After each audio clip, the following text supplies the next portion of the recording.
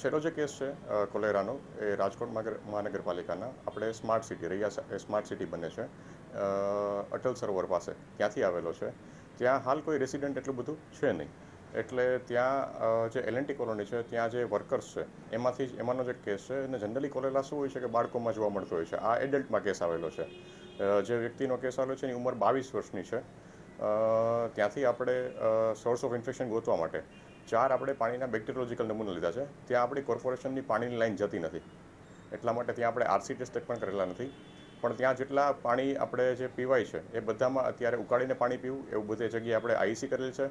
Plus hygiene maintain કરવા માટે, hygiene promotion માટેનું પણ આઈસી કરેલું છે.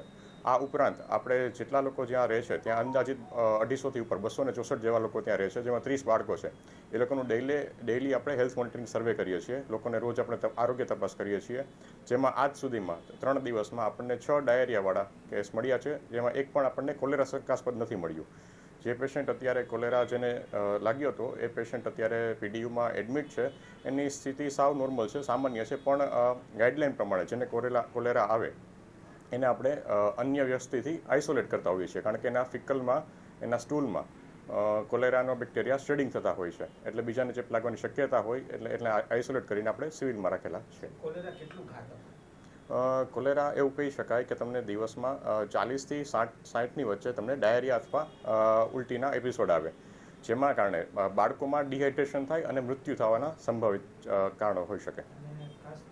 આપણે જે 3 કેસ આવેલા છે, અનફોર્ચ્યુનેટલી 3 લોકો એવું કહે છે કે એમની ટ્રાવેલિંગ હિસ્ટ્રી નથી. અને આપણે જે આની પહેલાં જે કેસ આવેલા હતા એ સિટીમાં આવેલા હતા, લોહાનગર વિસ્તારમાં આવેલા હતા, જ્યાં આપણા કોર્પોરેશનનું પાણી આવતું હતું. એ જગ્યાએ આપણે આરસીના ટેસ્ટ કર્યા હતા. અને આ જે કેસ છે અલગ જ છે. આ આપણે રાજકોટ કોર્પોરેશનમાં છેવાડા બાજુ આવેલો છે, જ્યાં આપણે સામાન્ય વસ્તી નથી. ત્યાં અત્યારે આપણે અંડર ડેવલપમેન્ટ છે, રૈયા સ્માર્ટ સિટી વિકસે છે ત્યાં છે. એટલે ત્યાં આપણે અલગ પ્રકારની કામગીરી કરવાની થાય, સિટીમાં પણ અલગ પ્રકારની કામગીરી કરવાની થતી હોય છે. ત્યાં હાલ તો એક પણ પ્રકારનો સોર્સ ઓફ કન્ટામિનેશન મળ્યું નથી. આપણે એ લોકો જે બાંધકામમાં પાણી વાપરે છે કૂવાનું, એ કૂવાના પણ આપણે પાણીના બેક્ટેરિયોલોજીકલ નમૂના લીધા છે કે ક્યારેક વળી મજૂરો તેનું પાણી પી લેતા હોય.